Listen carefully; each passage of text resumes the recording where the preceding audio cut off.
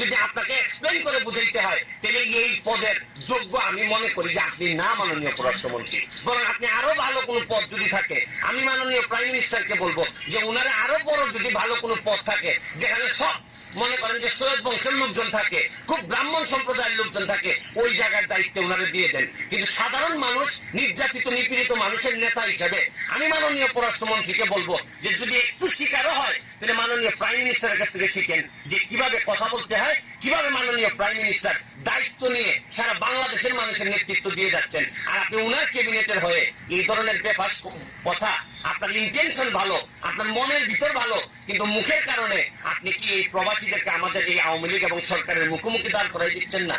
আমি আপনাকে বলবো যদি কথা বলতে এরকম সমস্যাই হয়, আল্লাহর হস্তে কথা বললেন না, তাও মাননীয় প্রাইম মিনিস্টারকে এইরকম একটা দুর্যোগকালীন সময়ে কাজ করতে দেন।